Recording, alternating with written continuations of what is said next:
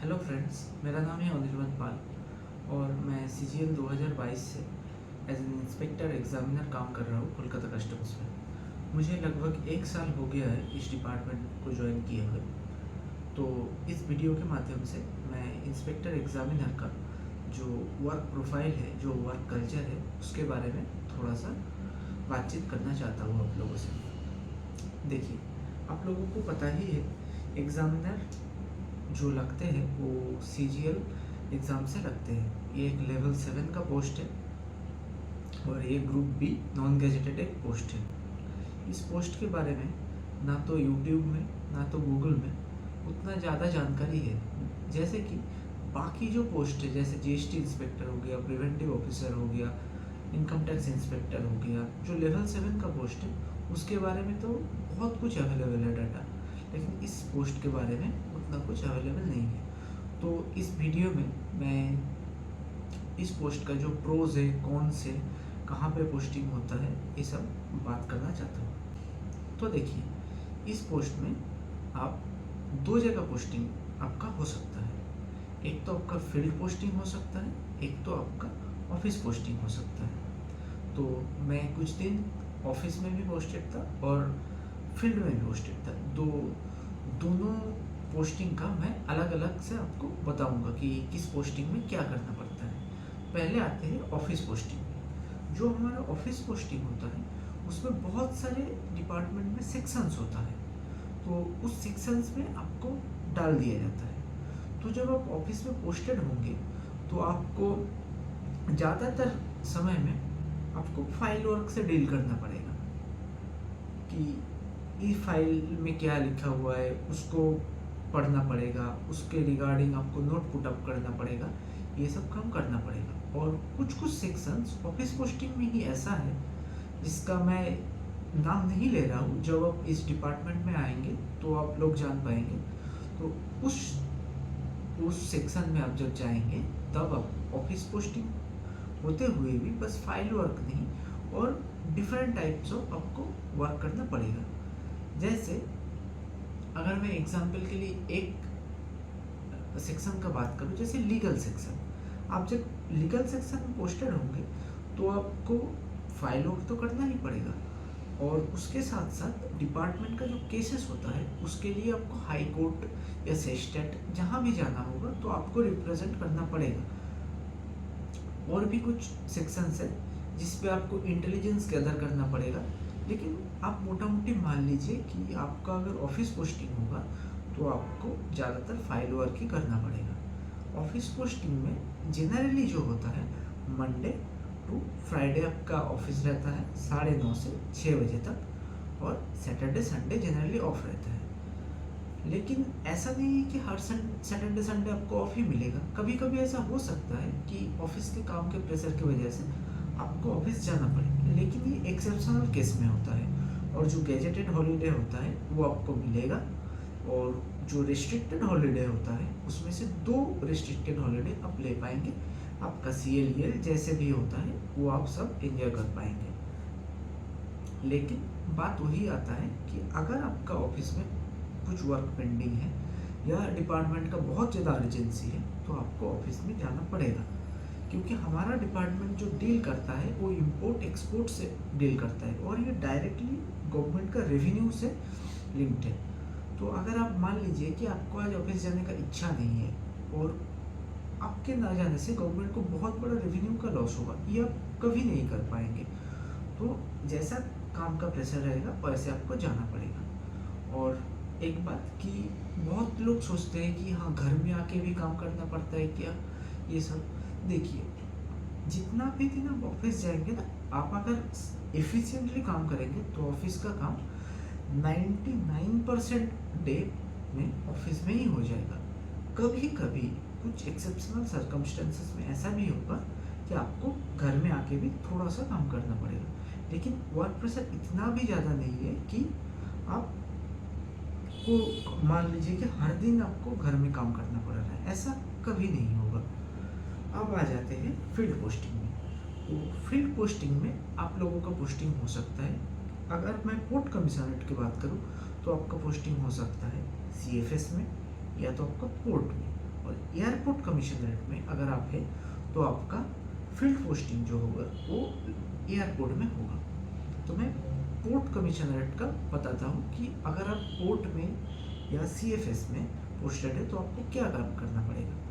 लगभग पोर्ट और सीएफएस दोनों जगह ही आपको लगभग सेम काम करना पड़ेगा। जैसे पोर्ट में तो क्या होता है, इंपोर्ट एक्सपोर्ट होता है, और जो एग्जामिनिंग ऑफिसर होता है उसका काम है कि जो डॉक्यूमेंट आता है वो देखना पड़ता है। मान लीजिए कि कोई पार्टी कोई एक्सपोर्ट कर रहा है तो एक्सपोर्ट करने के लिए वो शिपिंग बिल फाइल करता है।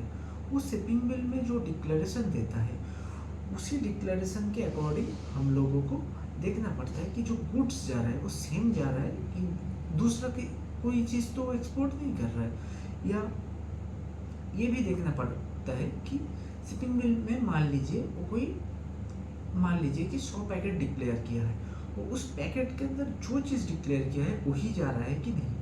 और उसके साथ डॉक्यूमेंटेशन जो पार्ट होता है, जैसे मान लीजिए कि जो एक्सपोर्ट करता है उसके लिए उसको बहुत सारा डॉक्यूमेंट का ज़रूरत पड़ता है। जैसे मैं अगर एक एग्जांपल दूँ कि मान लीजिए किसी को ईपीसीजी लाइसेंस है और वो लाइसेंस में एक्सपोर्ट कर रहे हैं तो हमको वो लाइसेंस चेक करना पड़ता है।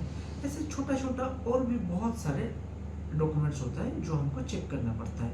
ये चेक करना पड़ता है कि जो एक्सपोर्ट के बाद वो गवर्नमेंट से रिफंड लेता है या रोड टेप लेता है, वो सही ले रहा है कि गलत ले रहा है, ये सब चीज़ें देखना पड़ता है। और कभी कभी सिस्टम में ही इंस्ट्रक्शन आता है कि जो मान लीजिए कोई चावल एक्सपोर्ट कर रहा है या कोई केमिकल एक्सपोर्ट कर रहा है, उस सिस्टम से हमको जो है इंस्ट्रक्शन आया कि इसका सैंपल टेस्ट करने के लिए भेजना है। तो हमको क्या करना पड़ता है कि हम उसका सैंपल उठाते हैं, उसको सील करते हैं बाकायदा, उसके बाद उसको जो कस्टम्स का जो लेबोरेटरी है वहाँ पे टेस्टिंग के लिए भेजते हैं, और उसके बाद जो टेस्ट रिपोर्ट आता है उसके अकॉर्डिंग हम आगे का प्रोसेस करते हैं। अब आ जाते हैं इंपोर्ट पे। जब कोई इंपोर्टर बाहर से कुछ चीज़ें इंपोर्ट करता है तो हम लोगों को उसका गुड्स का जो डिस्क्रिप्शन है वो चेक करना पड़ता है। और अगर मान लीजिए सिस्टम हो गया और आरएमएस का मतलब है रिस्क मैनेजमेंट सिस्टम। आरएमएस जो हमको इंस्ट्रक्शन देता है या सिस्टम जो इंस्ट्रक्शन देता है या ग्रुप जो इंस्ट्रक्शन देता है।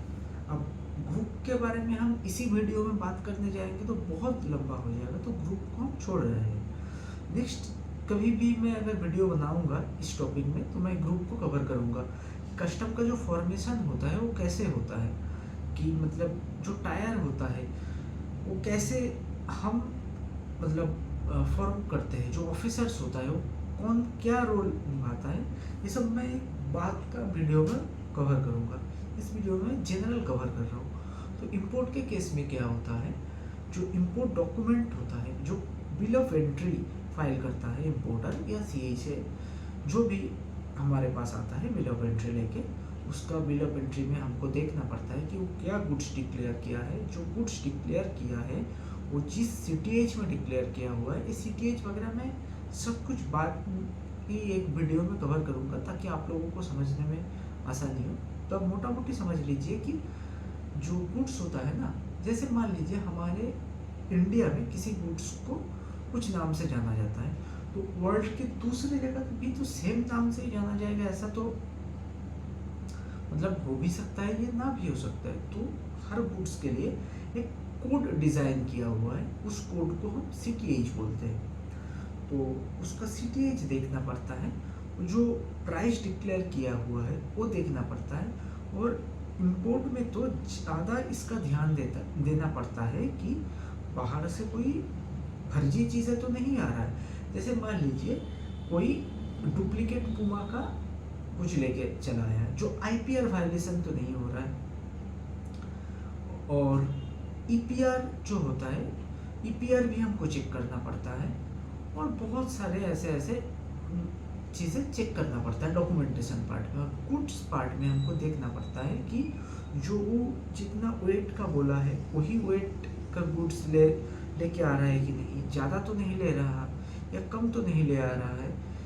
तो ये सब चीज़ें देखना पड़ता है। और जो गुड्स बैंड है, प्रोहिबिटेड है, ऐसा आइटम तो इंडिया में नहीं घुस रहा है। तो ये सब चेक करना पड़ता है गुड्स। मेनली जो एग्जामिनर का काम होता है वो गुड्स को एग्जामिन करना होता है। गुड्स के साथ साथ हम लोगों को जो डॉक्यूमेंटेशन पार्ट है वो भी थोड़ा सा चेक कर लेना पड़ता है कि तो अगर मैं ब्रॉडली बताऊँ तो एग्जामिनर का काम है कि गुड्स जो आ रहा है या जा रहा है उसको चेक करना, और उसका जो डॉक्यूमेंट सबमिट कर रहा है इंपोर्टर या एक्सपोर्टर वो डॉक्यूमेंट सही है कि नहीं इसको चेक करना। तो मोटा मोटी आप यही समझ लीजिए। और एक बात, जब आप फील्ड में पोस्टेड होंगे तो आपका ड्यूटी 24/7 होगा। ये नॉर्मल ऑफिस पोस्टिंग की तरह नहीं है कि आपको मंडे टू फ्राइडे जाना है और उसके बाद सैटरडे संडे ऑफ मिलेगा, ऐसा नहीं है। फील्ड में आप जब पोस्टेड रहेंगे तो आपको पूरा Monday to Sunday and next Monday to Sunday ऐसे कंटिन्यू करना पड़ेगा। जनरली क्या होता है, 1 साल का एक पोस्टिंग होता है। मान लीजिए आप 1 साल ऑफिस में पोस्टेड है, उसके अगले साल ऑफिस का जिस सेक्शन में पोस्टेड है उस सेक्शन से उठा के आपको दूसरा सेक्शन में डाला जाएगा या तो आपको फील्ड में लेके आएंगे। ऐसा ही रोटेशन बेसिस पे चलता रहता है। और अब आते हैं इस जॉब का प्रोज एंड कॉन्स में। देखिए, मैं जो 1 साल से डिपार्टमेंट में हूँ ना, तो मुझे अब तक तो कोई कॉन्स उतना ज़्यादा दिखा नहीं है।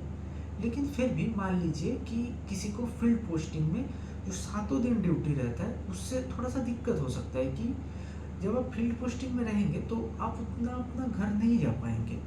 बस यही थोड़ा सा एक कॉन्स है।